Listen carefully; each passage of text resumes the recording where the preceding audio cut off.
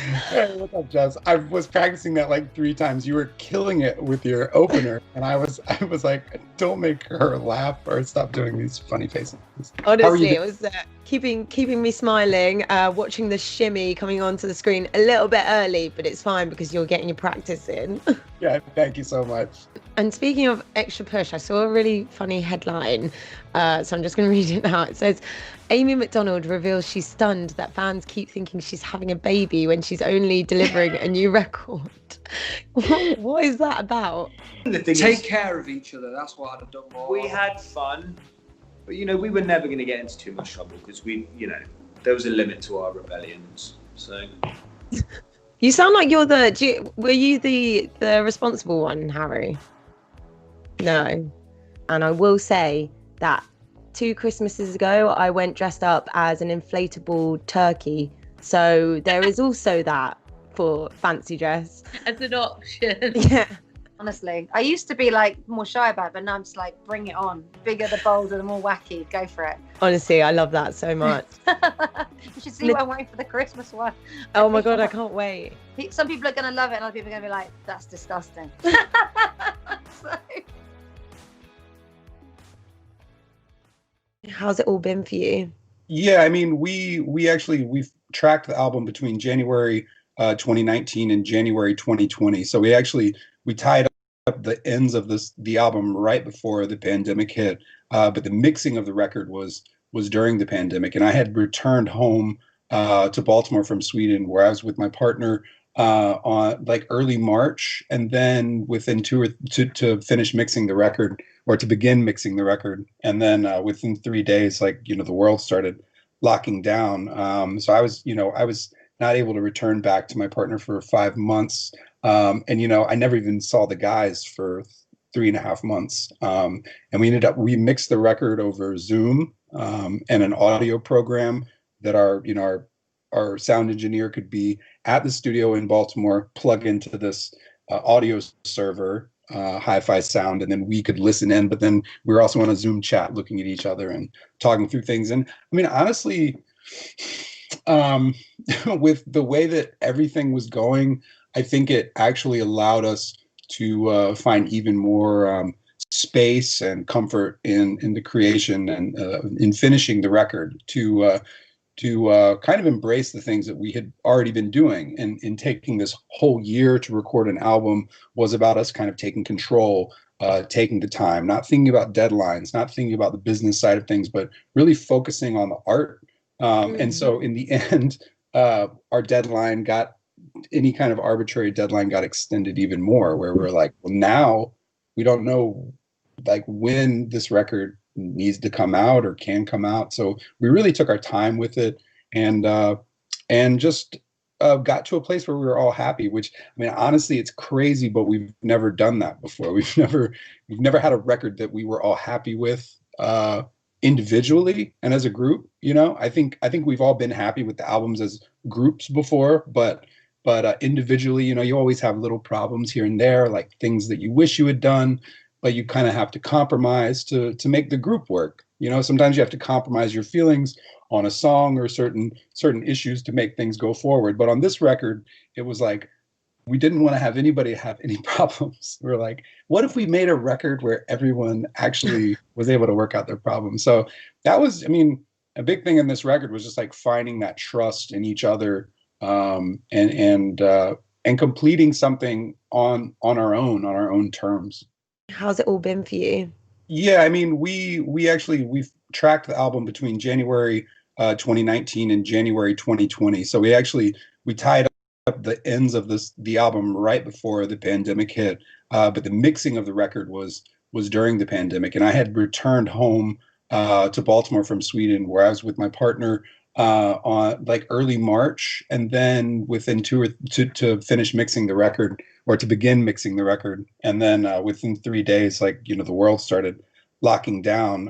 So I was not able to return back to my partner for 5 months, and I never even saw the guys for 3.5 months. And we mixed the record over Zoom and an audio program that our sound engineer could be at the studio in Baltimore, plug into this audio server, hi-fi sound, and then we could listen in, but then we were also on a Zoom chat looking at each other and talking through things. And I mean, honestly, with the way that everything was going, I think it actually allowed us to find even more space and comfort in the creation and in finishing the record, to kind of embrace the things that we had already been doing. And in taking this whole year to record an album was about us kind of taking control, taking the time, not thinking about deadlines, not thinking about the business side of things, but really focusing on the art.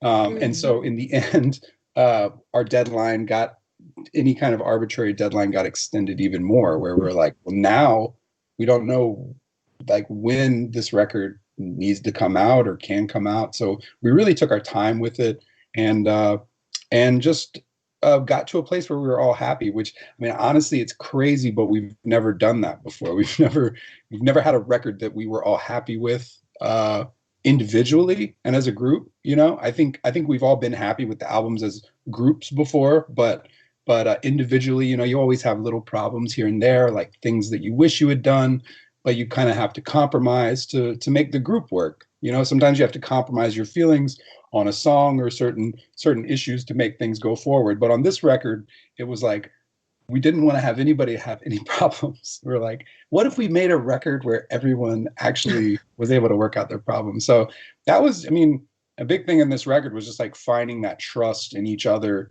and completing something on our own terms. So lots of people talk about a difficult second album. What about the fifth? Like, how is that for you? The fifth album felt great, actually. I signed a new record contract with a different label, and I had been on the same label since I started my career. I signed that deal when I was 18, so it had been a long time.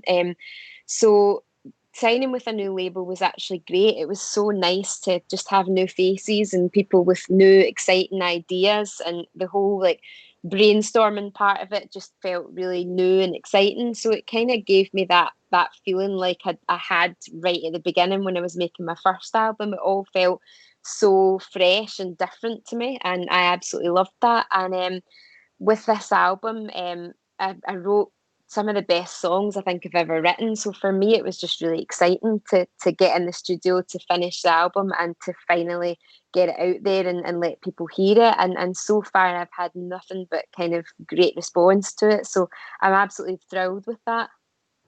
And I want to talk about as well, obviously, so I've got the record here, and taking it apart a bit, and I've been having a look at everything. You've got the lyrics, which I love because I'm awful at learning words, but I was just like, no, I want to be able to sing along, because I'm one of those people who gets a song stuck in their head, but I just don't know what the words are, so I'm just like making up my own songs and probably trashing other people's songs. But yeah, here we go. If you haven't already got it at home, then I'd highly recommend you order it now so you can sing along with me.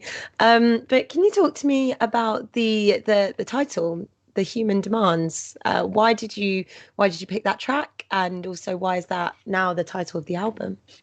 Yeah, that track was basically inspired by friends of mine that had been going through quite a tough time, and it just kind of got me thinking about life, really. I think we put so much pressure on ourselves. We feel like we need to be available 24/7, and we put so much pressure on others. We want replies from them instantly, and we compare ourselves to kind of all of these fake photos on social media, and we think that we've got to live up to these kind of ridiculous standards that are just not real. And I just think that life would be a bit better if we kind of took a step back and asked each other how we were, and were a bit nicer, not to just to each other, but to ourselves. Sometimes the way we talk to ourselves in our head is just kind of appalling, and you'd never speak to anybody else like that. And I felt like the whole album was just kind of reflective of life and the ups and downs and the kind of highs and lows that we all face in our day-to-day lives. And I just thought that was the perfect title for the album, because it's probably something that everyone can relate to. We all have our own little battles going on, And I think sometimes it would be nicer if we kind of slowed down a bit and acknowledged that everybody's just trying to do their best and kind of get from one day to the next. Yeah, I feel like it's particularly relevant now. And like you said, obviously you started recording a while ago, beginning of this year, but it's just, yeah, ever as important now. So definitely I feel like a right time for it to come out. We've got quite a lot of questions from the fans.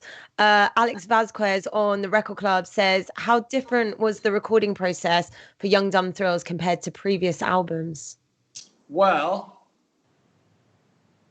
it was very different because it's a long story. It's kind of a good question, but it's a hard one to answer. But I'll try my best to. We normally write songs, demo them, then try and go in the studio and recreate that demo. Whereas we always, over the years, we've got so good at like producing the stuff ourselves that these demos were like capturing the magic that we can't recreate in the studio. There was just something about it, the mindset we were in, the time, and the place, and it's the gut instinct that you get on those like first bits of recordings that you get down. So this time we wanted to do that, but in a professional studio, so that there was beautiful microphones and a kit and a piano setup and all that. And we did that basically. We had a really creative section where I had my setup at the back. We had the desk with Jason there. We had Rat Boy upstairs putting some more other stuff on if you wanted to work on another song. And there's kind of this rotation of like creativity, and you could sit upstairs and dim the lights, write lyrics, whatever you wanted. And it was just a really fun creative process, and all captured in the studio. And the reason that happened is because in the past, Tom and Danny used to just write on acoustics, and do like little acoustic demos, and then go into a studio with a producer and then work that way. But as Danny got better, like as a producer himself, we would write and produce at the same time, and he'd be making these great like songs, but for some reason we felt like, oh, it's still just a demo. So yeah, we need to get out of that mindset and produce whilst we write, but as Danny said, in an environment where it's quality and not like bedroom production, Yeah, definitely. It can be great, but we feel as a band like you don't want those limitations. So. How did you guys get to work with Rat Boy? He's an Essex based artist, isn't he? Yeah, it's quite an interesting collaboration because he's like the bit more underground, like. But basically, our producer Jason Perry is from Essex, and he met Rat Boy through I just think it was through the like Essex music scene, kind of skate scene, and Rat Boy, as we call him, Jordan. He's like, him and Jason started writing, and Jason was like, this guy is such a talented writer. He's amazing, creative. You've got to work with him. And Dougie met him first the summer before, and that's where they wrote part of Head Up. And Doug was like, oh, we've got to work with this guy. And I was like, yeah, all in good time, man. Like, we're not there yet. We're not ready yet. And then we did a couple of weeks in the studio, and the vibe was really good. And it kind of felt okay to then say for Jason to be like, can someone else come into the circle of trust? Me Time, I think, is probably my favorite. It's the one that I've been like dancing out to in my room. How has the response been to the album generally? Have there been any sort of fan favorites or surprising fan favorites? I feel like the three favourites that stand out from my core fan base is If Loving You Is Easy, If This Is Goodbye, and Monster. I really like Me Time too. I think it's very appropriate to the pandemic because that's what everyone felt like, and people were locked down with like in various configurations, and I feel like we realised quickly, like so for example, one of the themes that I've addressed because of the pandemic is like that when you say to someone, oh, I want to be with you, or in sickness and in health or whatever, or you make that commitment, you don't mean I want to see you and only you all day, every day. You mean I want to come home to you when I've lived my life and had a really eclectic, diverse day full of influence from the outside world. You don't go, I mean, being locked down with people you love is hard, and it was hard. Still is hard because I'm pregnant, so I can't really go anywhere either. It's just like I feel like the relationship thrives on going out and having a different day and then coming back and telling each other stories, and that's not possible right now. Yeah, definitely. So obviously I've got the, like I showed before, I'm showing off my album that I've got. And I noticed on the inside sleeve there's a statement, and at first I kind of read it as kind of quite melancholic, a little bit sad, and you're apologetic. The final line saying, "Things we count on are love and hurt. For this, I'm sorry. This is for you." And is this from you to everyone who's getting it, or is this addressed to your children, or who is it for? What, that note? The note, the statement that's on the inside sleeve here. But I did write it to be to my child that exists already. This one obviously exists, but I haven't met it yet. But yeah, it was for my daughter, that message. I think because the song Infinite Things is for and about her. So the album's titled with the song that I wrote about her. And then I just, every time I write now, it's almost like I'm writing to teach her about life. So the first album I wrote when she was born was The Architect, and that's why it was social commentary. And then this one is about relationships, and it's about a truthful account of what she should expect and not expect. I don't really feel like any sentimentality or expectation of like the nuclear family did me any favors growing up. So I want her to know about what it's like, and that it's difficult, and that parenthood's difficult, and that life's difficult, but there are great moments also. I feel like you've hit some sort of like sweet spot in terms of releasing energy and a live performance kind of feel, because I've watched lots of live sessions this year, and just like getting the sort of sound kind of right so that people can listen to it and still enjoy it, and not having to be in a situation where you're in some empty venue, which you were for your music video. But yeah, I think you hit some mad sweet spot, and I think I've highlighted one of my favorite moments was Deadpool conked out on the sofa. There was just one point where he just decided it was enough.